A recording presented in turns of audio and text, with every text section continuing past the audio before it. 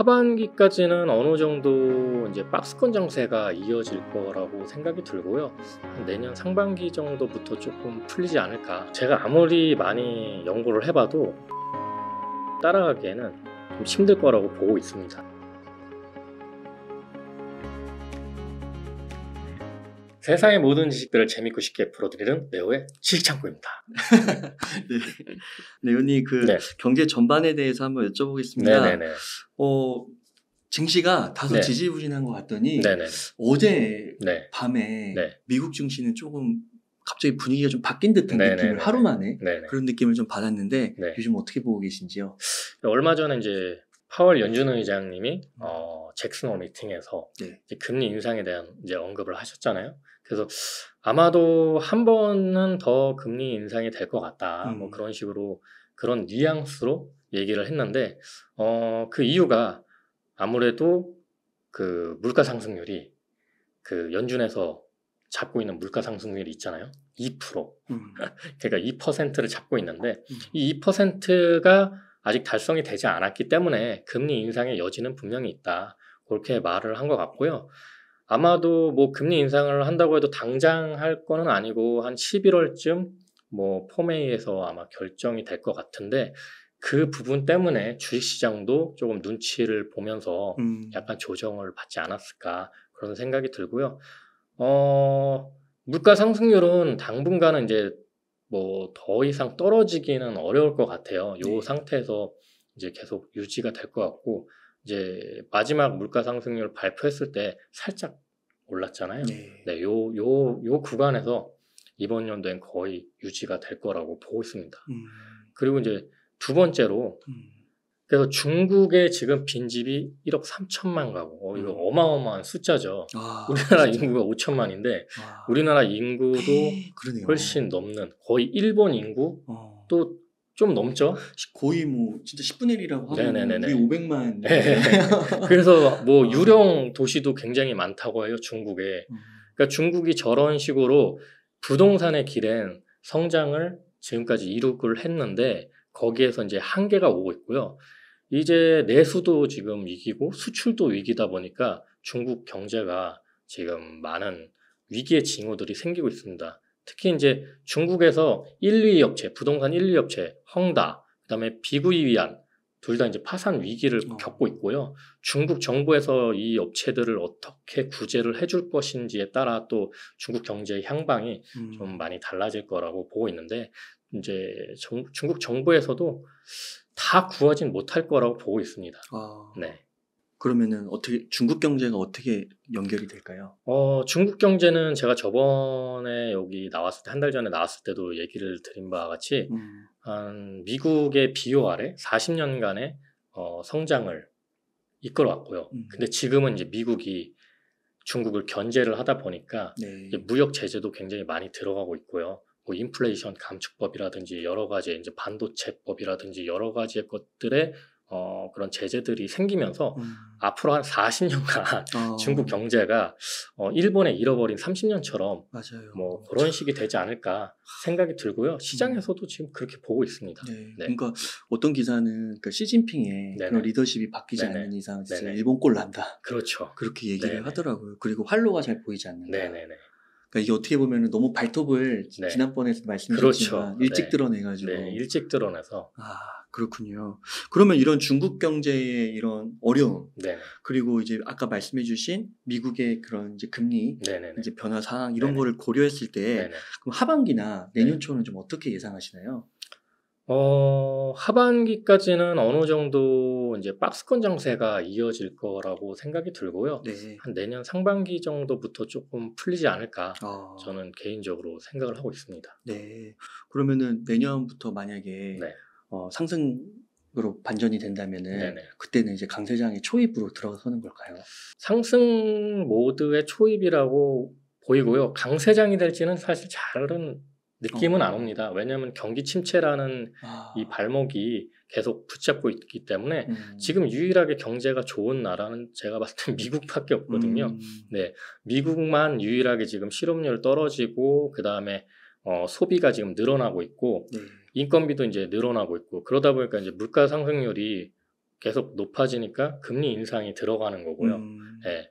그래서 미국 경제에 맞춰서 우리나라 기업들도 지금 움직이고 있거든요. 배터리 업체도 마찬가지로 미국 시장을 겨냥해서 움직이는 거고요.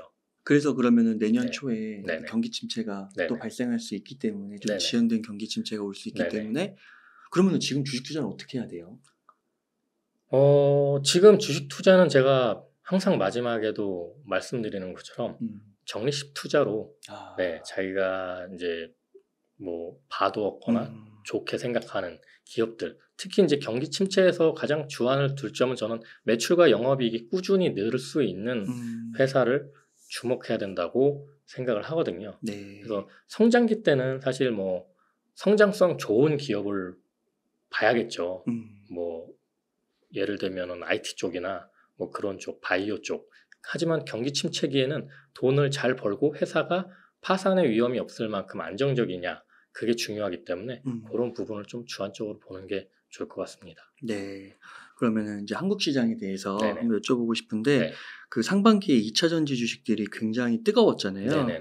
현재는 조금 조정을 받고 네네. 또 박스권에 들어간 것 같은데 네네네. 어떻게 보시나요?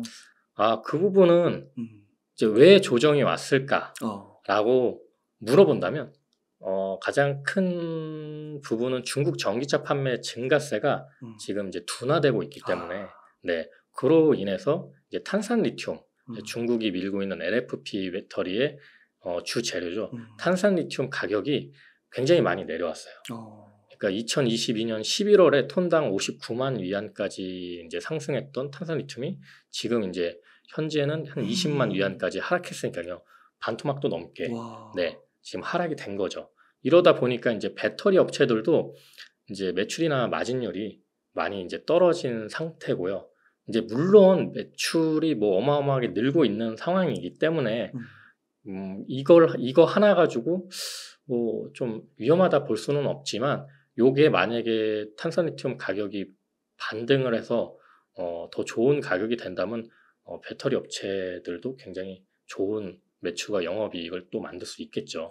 그래서 지금은 이제 탄산리튬 가격이 하향 안정화 단계에 들어가고 있고요. 이게 뭐 예측하기에는 어렵지만은 지금 가격대에서 크게 더 떨어지거나 아니면 여기서 더 크게 오른다거나 그런 부분은 좀 힘들지 않을까 그렇게 생각이 듭니다. 그러면 그렇게 하향 안정화 단계에 들어서면 네네. 뭐 2차 전지주에 대해서는 네네. 좋은 건가요? 나쁜 건가요? 가격이 너무 급등나거나면요 무슨 문제가 생기냐면 예를 들어 지금 이제 뭐 초반에는 연초반에는 가격이 이만큼이었다가 이제 중반에 가서 이게 반토막이 났어요. 그러면 전에 샀던 리튬이 재고가 이 가격에 샀는데 지금 출하돼야 될 가격은 이 가격에 출하를 해야 되잖아요. 그러니까 이제 손해를 좀 감수를 해야 되는 부분이 생길 수 있고요. 요게 이제 안정화가 되면 요 안정된 가격에서 사서 이제 마진을 남기는 안정적인 구조가 이루어지기 때문에 그게 중요하다는 거죠. 그래서 아무래도 양극재 업체들이나 아니면 배터리 셀 업체들도 이번 연도 좀 하반기쯤 되면은 매출이나 영업이익 쪽이 좀 안정적으로 더 계속 나오지 않을까 그런 생각이 듭니다.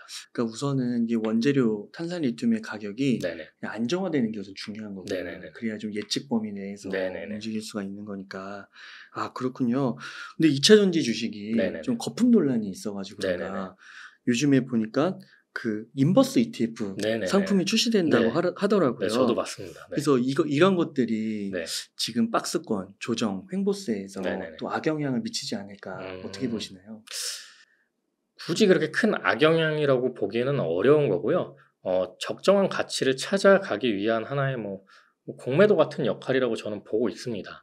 그러니까 지금 이 ETF가 활성화가 된다고 해도 어쨌든 매출과 영업이익이 꾸준하게 늘고 있고 2차 전지 쪽 성장세가 워낙에 크기 때문에 어느 정도의 조정은 줄 수는 있을지언정 이 성장세를 꺾지는 못할 거다.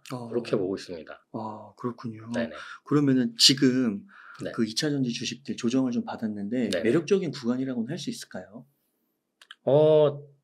적정 수준이라고 보고 있어요. 제가 뭐 항상 좋게 보는 포스코 퓨처엠도 제가 저번 시간에 이번 연도 적정 가격 한 45만 원 정도 생각하고 있습니다라고 말씀드렸는데 지금 한 고가격대에서 왔다 갔다 하고 있거든요.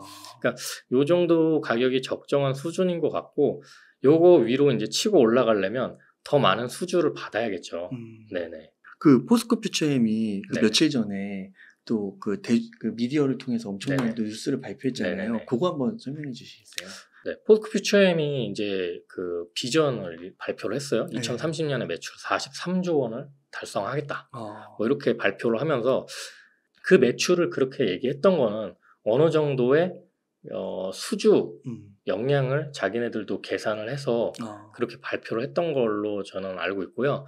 국내 주요 배터리 소재 업체 양극재 생산 목표를 보면 이제 포스코 퓨처엠 같은 경우에는 2030년에 양극재 100만 톤을 잡고 있고요. 에코프로는 이제 70만 톤. 그다음에 LG화학은 47만 톤. 예. 그러니까 그 애매하게 되게 웃긴 게 그 목표 기간이 달라요. 약간 이 양극재 업체들끼리 무슨 약간 좀 눈치 게임이라고 저는 보고 있는데 이제 캐파로 딱 봤을 때는 그냥 단연 포스코 퓨처엠이 가장 많습니다. 네, 가장 많고 여기에 이제 음극재 36만 톤까지 있어요. 포스코 퓨처엠이. 그래서 아마 저게 2030년에 저 생산 목표가 달성이 되면 매출 43조가 충분히 나올 거다라는 자신감으로 발표를 했던 것 같고요. 지금 포스코 퓨처엠이 에코프로보다는 사실 뭐 매출이나 영업이익은 좀 다소 낮기는 한데 시장에서 더 많은 가치를 부여하고 있는 게 아마 저 양극재 생산 목표라든지 수주가 계속 들어오는 부분이 있기 때문으로 저는 이해를 하고 있습니다.